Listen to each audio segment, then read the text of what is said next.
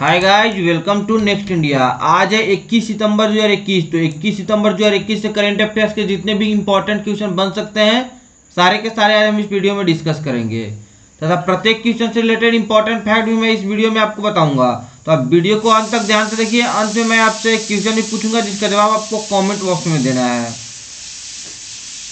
यदि आप इस वीडियो का पीडीएफ फाइल पाना चाहते हैं तो आप हमारे टेलीग्राम चैनल को जरूर ज्वाइन कर लें। टेलीग्राम चैनल का लिंक तथा अन्य सोशल मीडिया का लिंक हमारे इस वीडियो के डिस्क्रिप्शन बॉक्स में दिया हुआ है। आप वहां पर जाए तथा लिंक पर क्लिक करके फॉलो करें तथा वहां पर चैनल को ज्वाइन कर लें। चलिए तो स्टार्ट करते हैं आज का सेशन। आज का सेशन का पहला प्रश्न है, हाल ही में किसने shining Sikh youth of India नामक पुस्तक का विमोचन किया है? तो दोस्तों यह विमोचन करने वाले हैं हमारे राजनाथ सिंह जी। ऑप्शन 20 का सही जवाब है। केंद्रीय रक्षा मंत्री राजनाथ सिंह ने सिखों के 9वें गुरु तेग बहादुर की 400वीं जयंती के उपलक्ष्य में नई दिल्ली में shining Sikh youth of India नामक पुस्तक का विमोचन किया है। पुस्तक को पंजाबी विश्वविद्यालय पटियाला के प्रशासनिक अधिकारी डॉक्टर प्रभलिन सिंह ने लिखा है। इसमें भारत में सिख युवाओं की 100 प्रेरणादायक और प्रेरक सफलता की कहानियां शामिल है, जिसमें अपने अपने क्षेत्रों की अनुकरणीय कार्य किया है। ठीक है, यह है नज़ारा book releasing function shining Sikh youth of India. अब चलते हैं आज के अगले प्रश्न की और। आज का अगला प्रश्न है, हाल ही में किसने एशियन स्कूनर चैंपियनशिप 2021 जीती है? तो एशियन स्कूनर चैंपियन 2021 की विजेता है पंकज अडवाणी, यानी कि ऑप्शन सही जवाब है। भारत के पंकज अडवाणी ने आमिर सरखोश को हराकर एशियन स्कूनर चैंपियनशिप 2021 जीती है। उन्होंने यह खिताब लगातार दूसरी बार जीता है। वह 2019 में आयोजित आखिरी एशियाई स्कूनर चैंपियनशिप के विजेता हैं। 2019 में पंकज एकमात्र खिलाड़ी भी हैं जिन्होंने बिलियर्ड्स, स्कूनर और 6 रेड्स और 10 रेड्स प्रतियोगिताओं को सभी रूपों में खिताब जीत लिए हैं।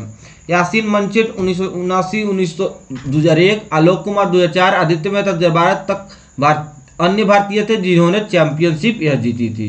यही चैंपियन एशियन स्कूनर चैंपियन।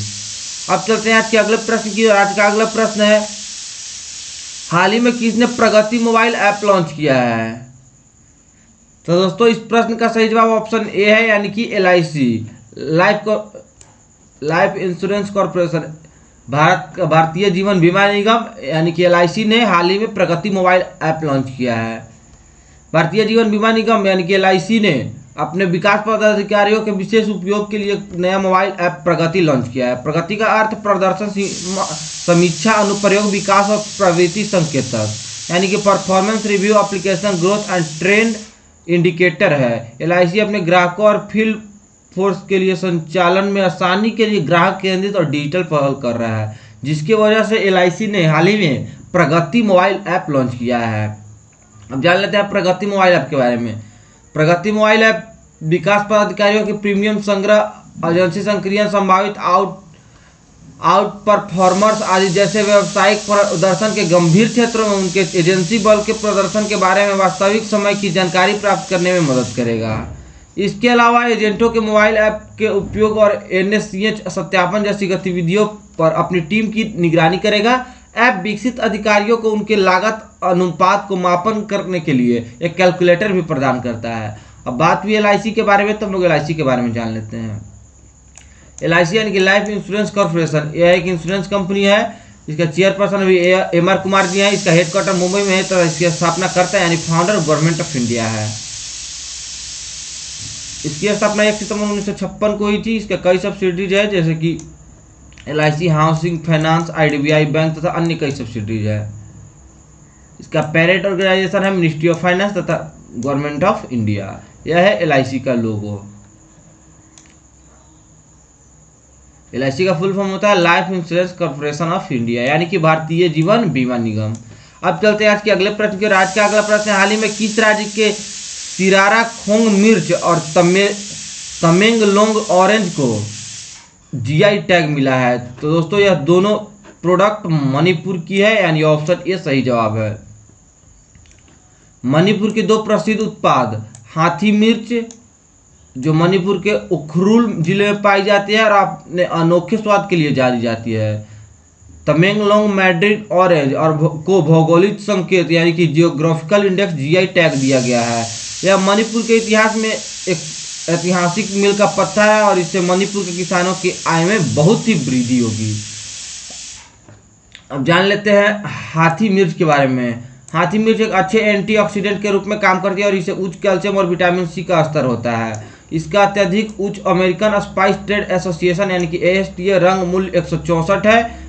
मिर्च का निकालने योग्य रंग आमतौर पर ASTS मानों का उपयोग करके व्यक्त किया जाता है।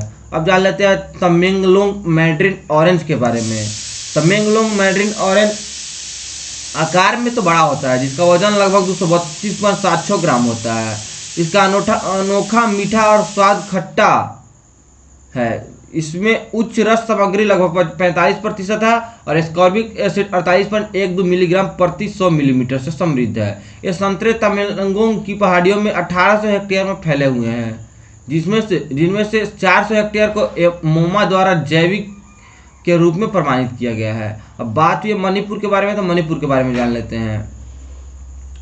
मणिपुर यह है भारतीय मैप में मणिपुर राज्य। मणिपुर की राजधानी इम्फाल है। ला गणेशन यहाँ का गवर्नर है। एन बीरेन सिंह यहाँ का चीफ मिनिस्टर है।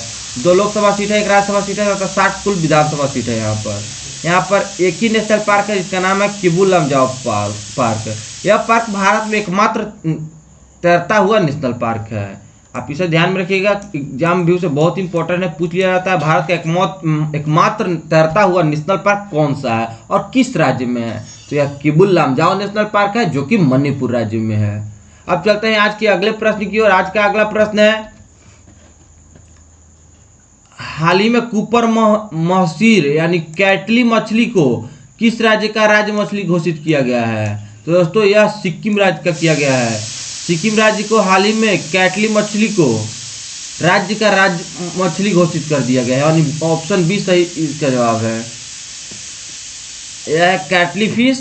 सिक्किम सरकार ने कुपर महसीर को स्थानीय रूप से कैटली नाम से राज्य की मछली घोषित किया है। नियोलिसोचियस हेक्सागोनोलेपियस कुपर महसीर का वैज्ञानिक नाम है। कैटली मछली के महत्व को उजागर करने और इसके संरक्षण उपायों पर जोर देने के लिए यह निर्णय लिया गया है। मछली का उच्च बाजार मूल्य है और राज्य में जनता द्वारा इसे अत्यधिक पसंद किया जाता है। सिक्किम सरकार ने भी राज्य के जलाशय को मछली पकड़ने के लिए गतिविधियों के लिए खुला घोषित किया है। अब बात हुई है सिक्किम राज्य के बारे में, तो चलिए जान लेते हैं सिक्किम के बारे में। यह भारतीय मैप में सिक्किम राज्य। सिक्किम राज्य की राजधानी गंगटोक है। गंगा प्रसाद यहाँ का राज्यपाल है तथा PS गोले यहाँ का मुख्यमंत्री है। एक लोकसभा सीट है, 1 राज्यसभा सीट है तथा यहाँ पर 32 विधानसभा सीट है। कंचनजंगा नेशनल पार्क यहाँ का एक नेशनल पार्क है। अब चलते हैं आज के अगले प्रश्न की। आज का अगला प्रश्न है, हाल ही में किस मंत्रालय ने एक पहल अभियान शुरू किया है। एक पहल अभियान शुरू करने वाला मंत्रालय है, अभी वर्तमान में शुरू किया है। ऑप्शन सी यानी कि कानून और न्याय मंत्रालय। ऑप्शन सी इसका सही जवाब है। कानून और न्याय मंत्रालय के तहत न्याय विभाग में टेली लॉ के तहत बड़े पैमाने पर पंजीकरण को प्रोत्साहित करने के लिए एक पहल अभियान शुरू किया है।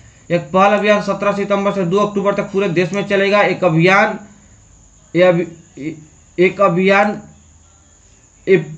पहल अभियान 34 राज्यों और केंद्र शासित प्रदेश के 633 जिलों में 50,000 ग्राम पंचायतों में 51,434 सामान्य सेवा केंद्रों को कवर करेगा।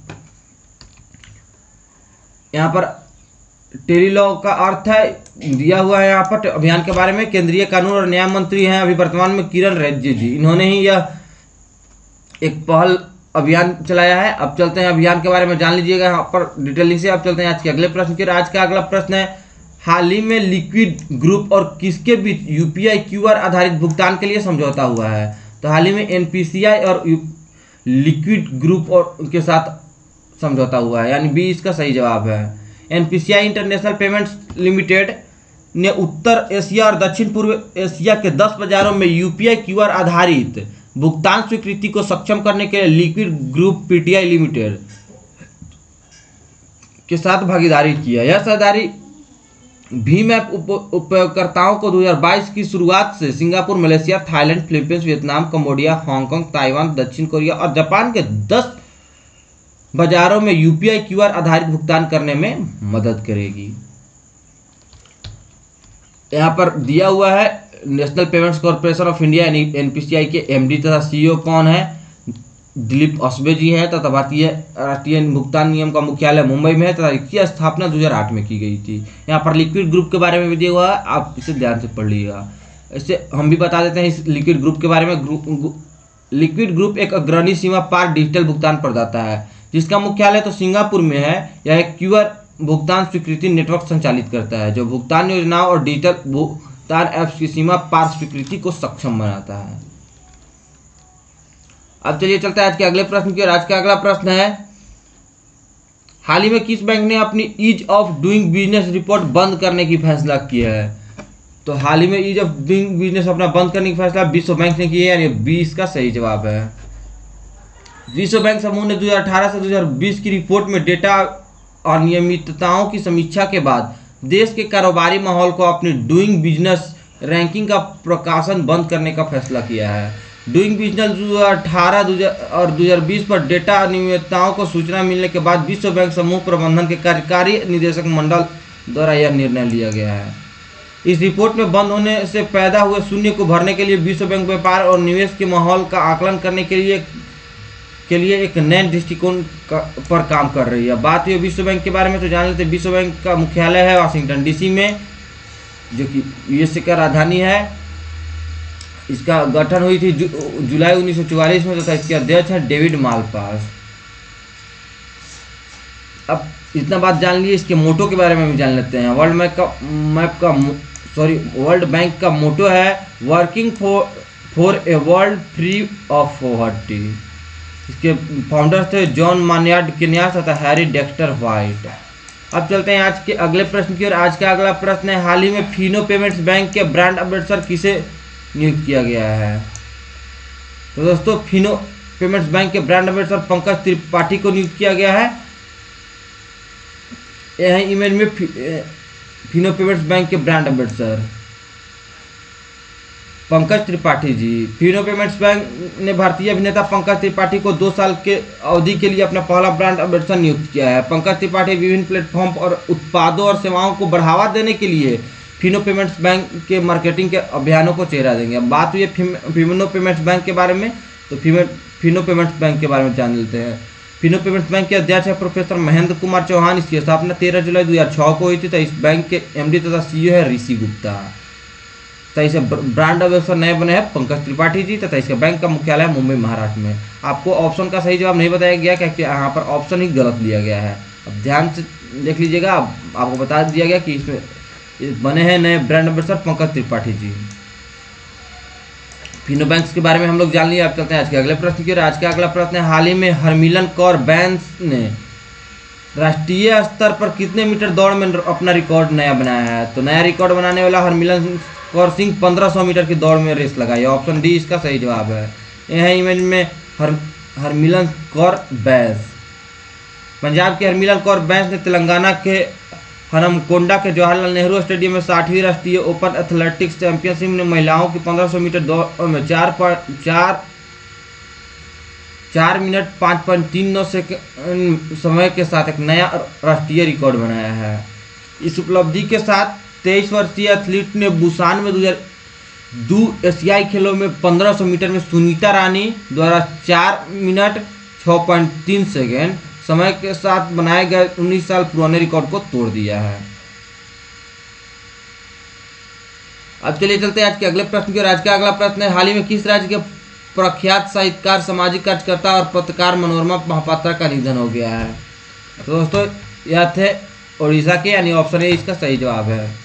उड़िया साहित्यकार, सामाजिक कार्यकर्ता और पत्रकार मनोरमा महापात्रा का निधन। यह इमेज में मनोरमा महापात्रा प्रख्यात उड़िया साहित्यकार, कार्यकर्ता और पत्रकार मनोरमा महापात्रा का हाल ही में निधन हो गया है। वह ओडिशा दैनिक द समाज की पूर्व संपादक थी।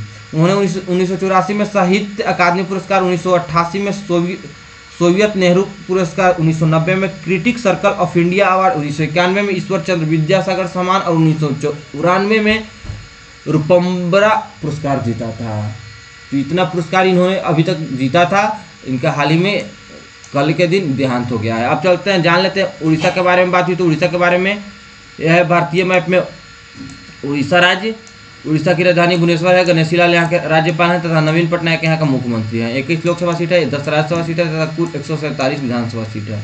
यहाँ का मुख्य नेशनल पार्क है भितरकनिका नेशनल पार्क तथा सिमलीपाल नेशनल पार्क। अब चलते हैं आज के अगले प्रश्न की। आज का अगला प्रश्न है, हाल ही में सीबीएसई और किसने स्कूली छात्रों के लिए स्पेस चैलेंज लॉन्च किया है? दोस्तों यह लॉन्च करने वाला है ऑप्शन बी यानी कि इसरो। ऑप्शन बी इसका सही जवाब है। इसरो और सीबीएसई के सहयोग से नीति आयोग ने अटल इनोवेशन मिशन ने पूरे भारत में स्कूली छात्रों के लिए स्पेस चैलेंज शुरू किया है। यह चुनौती देश भर के सभी स्कूली छात्रों, सलाहकारों और शिक्षक के लिए तैयार किया गया है, जो न केवल अटल टिंकरिंग लैब्स यानी एटीएल प्रयोगशाला वाले स्कूलों से जुड़े हैं बल्कि सभी गैर एटीएल स्कूलों से भी जुड़े हैं। अब बात हुई इसरो के बारे में, तो हम लोग इसरो के बारे में जान लेते हैं। इसरो का फुल फॉर्म होता है इंडियन स्पेस रिसर्च ऑर्गेनाइजेशन। यह एक रिसर्च एंड डेवलपमेंट कंपनी है। इसका फाउंडर थे विक्रम साराभाई। 15 अगस्त 1969 को इसकी स्थापना हुई थी। बेंगलुरु में इसका हेडक्वार्टर है। के शिवान जी इसके एडमिनिस्ट्रेटर तथा डायरेक्टर हैं। इसका पेरेंट ऑर्गेनाइजेशन है डिपार्टमेंट ऑफ स्पेस। इस पर यानी कि इसरो पर डायरेक्ट ध्यान रहता है, नज़र रहता है पीएम नरेंद्र मोदी के यानी देश के प्रधानमंत्री को। अभी वर्तमान में पीएम नरेंद्र मोदी इस पर नजर रखते हैं। यह है इसरो का लोगो। अब बात हुई सीबीएसई के बारे में, तो सीबीएसई का फुल फॉर्म जान लेते हैं। सीबीएसई का फुल फॉर्म होता है central board of secondary education यानी कि केंद्रीय माध्यमिक शिक्षा बोर्ड। यह सीबीएसई का लोगो। अस्ममा सदगम्य भारत यहाँ पर लिखा हुआ रहता है सीबीएसई के लोगों में। अब चलते हैं आज के अगले प्रश्न की। आज का अगला प्रश्न है, हाल ही में किसके द्वारा भारत का पहला स्वदेशी क्रूज लाइनर लॉन्च किया गया है? तो दोस्तों यह आईआरसीटीसी के द्वारा लॉन्च किया है, यानी ऑप्शन सी इसका सही जवाब है। आईआरसीटीसी ने भारत में पहले स्वदेशी लग्जरी क्रूज के प्रचार और विपणन के लिए messrs waterways leisure tourism private limited द्वारा संचालित कार्डियालेजा क्रूज के साथ हाथ मिलाया है और समझौते पर हस्ताक्षर किए हैं। यह जनता के लिए पर्यटन सेवाओं को आईआरसीटीसी की छत्र छाया के तहत एक विश्वसनीय लग्जरी यात्रा पेशकश है। स्वदेशी क्रूज के रूप में लग्जरी यात्रा की पेशकश मेहमानों को गोवा, दीव, कोची, लक्षद्वीप और श्रीलंका जैसे कुछ सबसे लोकप्रिय भारतीय और अंतर्राष्ट्रीय पर्यटन स्थल में ले जाएगी। अब बात हुई है आईआरसीटीसी के बारे में, तो आईआरसीटीसी के बारे में जान लेते हैं। आईआरसीटीसी का फुल फॉर्म होता है Indian railway catering and tourism corporation. यह है आईआरसीटीसी का लोगो। इसका वेबसाइट है irctc.co.in। यह एक रेलवे कंपनी है आईआरसीटीसी। इसका हेडक्वार्टर न्यू दिल्ली में तथा इसकी स्थापना मिनिस्ट्री ऑफ रेलवे किया था। 27 सितंबर 1999 को इसकी स्थापना की गई थी। वर्तमान में 2020 के अनुसार इसका एसेट रेवेन्यू यानी कि है 2353.53 करोड़ रुपीज। भारतीय रुपये के अनुसार इतना है 2020 के अनुसार। अब चलते हैं आज के अगले प्रश्न की ओर। आज का अगला प्रश्न है, हाल ही में राजा ऋत्विक भारत के कैवें ग्रैंड मास्टर बन गए हैं? तो भारत के 70वें ग्रैंड मास्टर बन गए हैं राजा ऋत्विक जी। यह इमेज में राजा ऋत्विक। भारत के राजा ऋत्विक 2500 के ELO रेटिंग पार करने के बाद शतरंज के ग्रैंड मास्टर बन गए हैं। 17 वर्षीय ने हंगरी के बुडापेस्ट में वेजर के जो ग्रैंड मास्टर शतरंज टूर्नामेंट में यह GM खिताब हासिल किया है। इस तरह वे देश के 70वें ग्रैंड मास्टर बन गए हैं। वारंगल के मूल निवासी ऋत्विक प्रतिष्ठित कोच NVS राजू के तहत रेस शतरंज अकादमी में उन्नत कोचिंग से गुजर रहे हैं।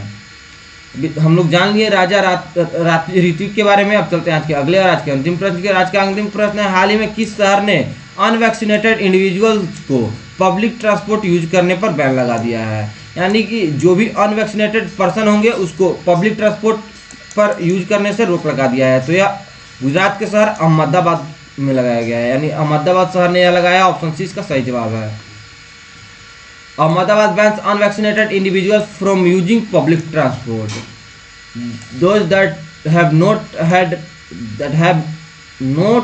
had at least one dose of the vaccine will not be permitted to use the city's public transport service nor enter public building under the new policy। इसने पॉलिसी के तहत जिसने अब तक अपना एक भी डोज नहीं लिया है वो उसे पब्लिक ट्रांसपोर्ट यूज करने पर प्रतिबंध कर दिया गया है तथा ना ही उन्हें पब्लिक सिटी में जाने के पब्लिक बिल्डिंग में जाने की अनुमति है। यह अहमदाबाद शहर में किया गया है। अहमदाबाद जो कि गुजरात में पड़ता है, तो हम लोग गुजरात के बारे में जान लेते हैं। यह है भारतीय मैप में गुजरात राज्य। गुजरात की राजधानी गांधीनगर है। आचार्य देवव्रत यहाँ का राज्यपाल है तथा विजय रूपानी यहाँ का मुख्यमंत्री है।